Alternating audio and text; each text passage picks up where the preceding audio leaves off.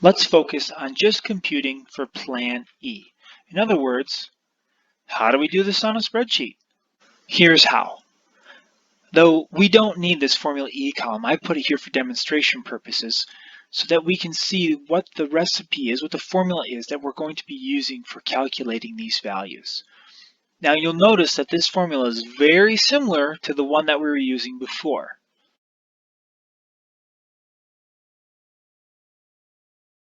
A quick note though, anything multiplied by 1 is that thing. So let's get rid of that. And I'm going to delete these so we can type in equals, because I'm telling the computer, hey, we need to make a calculation. And instead of typing in D2, I'm going to click on D2. I'm going to click on that cell. I'm going to go plus, and then I'm going to click on D2 again, whatever's in D2, times, when you use the asterisk, on a computer we use the asterisk symbol to indicate multiplication, times 7.6%, which is 0.076. And then I'm going to hit enter to finish the calculation. And it calculates it for me. Okay, so for what's the balance for year 2, it's going to be equals, and we need the balance of the previous year, D3, plus that balance of the principal times, and you know what, instead of doing 0.076, it can also handle the percent sign. So I'm just going to use that benefit. I'm going to let the computer deal with it. And what we can do to check our work is we can click up here on the input line. It's also called the formula bar, I believe, in Microsoft Excel. We can click up there and it will show me where it's getting it's going to show me the under the hood operation that's happening in order to make that calculation. And it's not for this cell in blue here. No, what's happening is for this cell, this calculation is it's referencing cell D3. It's pulling that value, 1,614, whatever that value is. If the value was 2, see, it changes automatically. It's pulling whatever that is. I don't want to put in D5 there, so I'm going to hit enter, and now I'm going to do the undo command, Control Z, undo. Okay, so once again, I'm going to check my work in the formula bar. Yep, I'm going to hit enter because it's good. I'm going to hit enter, and it does the calculation for me.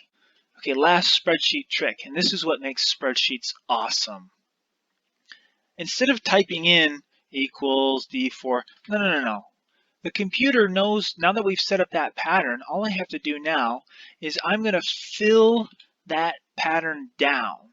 I'm going to fill it down by pressing Control D. Control D. And it adjusts automatically. I can click here. I'm going to go up to the input line and it's saying, okay, you're going to take the balance from D9 and then calculate the interest on D9. Yeah, so what I'm going to do now is I'm going to zoom out by pressing and holding Control, and then I'm going to roll my mouse wheel out or down, in and out, up and down. I'm going to zoom out to year 18, and what I'm going to do is I'm going to take this formula right here, and I'm going to fill all the way down to my year 18 slot for the balance. Control D, bam. Hey, look at that. For Plan E, $1,500 at 7.6% for 18 years, they'll have $5,606.76. Wow, what a time saver. We can use these new powers to answer for Plan L, which was saving $50 every month. First, the computer needs a formula. How would we write that? Well, we know from our previous work we have to add the previous balance. So it's going to be G2, our balance, whatever that is, plus, and then what? You know how to write the expression for $50 each month inside a year. You're just not really thinking about it. It's $50 times 12 because there's 12 months in a year and they're trying to save $50 each month. Okay, on to the next line. The previous balance is G3 plus, and then is it going to change or is it going to stay the same? Well, $50 each month in year 1 and in year 2 it's still going to be $50 each month. So it's going to stay the same, times 12.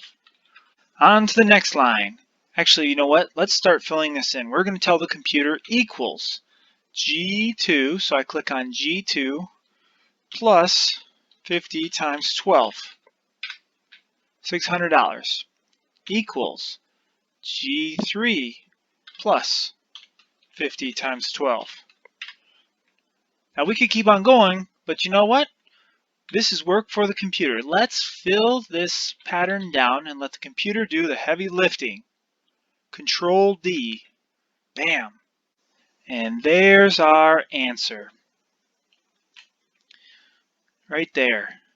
After 18 years, which balance will be greater? Clearly, Plan L, saving $50 every month.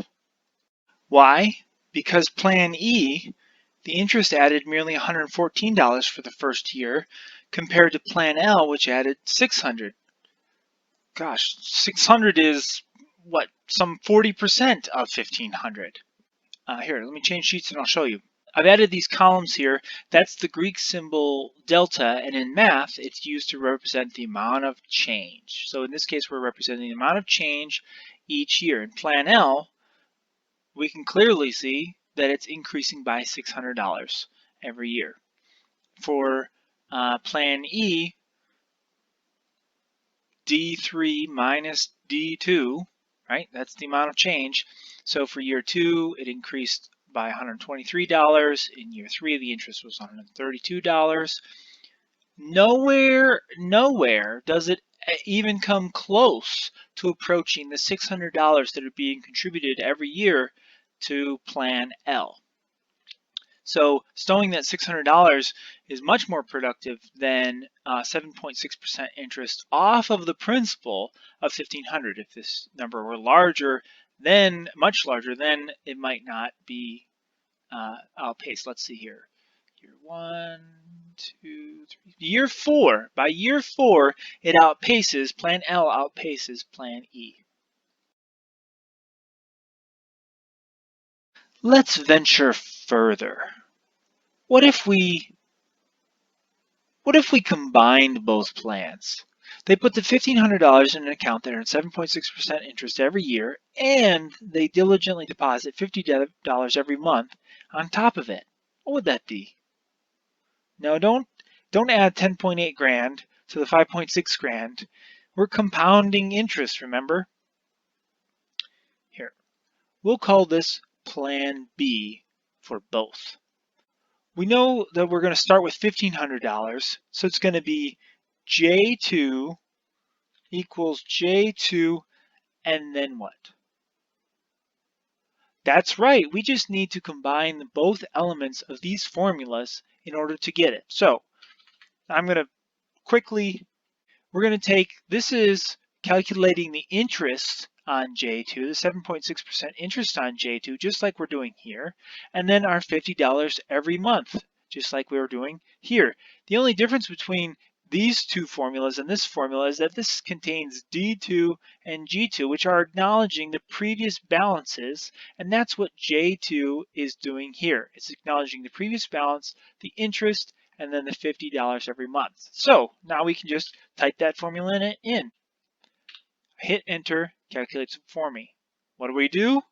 We don't need to type it in again. We're just going to fill that pattern, that function. We're just going to fill that function down. Wow! Over $27,000 instead of $10,800, instead of $5,600. Sign me up. Tough to part with that $50 a month, sure, if you're the one moving the money, though it shouldn't be, not if it's for your kid's education. Do direct deposit. Have the bank move it automatically, like you're paying some bill. What's that? Maybe we made a mistake? All right. How do we know our math is robust? We can independently check our work using financial calculators online. For something like Plan B, I recommend investor.gov. Aside from all the other useful information, what you want to do is click on Financial Tools and you want the Compound Interest Calculator. Once you get there, you can enter in data that we want to check. $1,500 is our initial investment. The monthly contribution is $50. The length of time in years is 18. The estimated interest rate, instead of typing 0.076, I'm going to assume that they know that it's a percentage already. So I'm going to type in 7.6. The interest rate variance range, we don't need to bother about that. Compound frequency is going to be annually, every year. Click calculate. Bam. In 18 years, you will have $27,221.30, exactly as we predicted. And look here, they have a chart. Oh my goodness, can we use it? Well, there's something wrong with this chart. What is it? It's only showing Plan B. We need a chart that compares Plan E, Plan L, and Plan B. So unfortunately, we can't use it.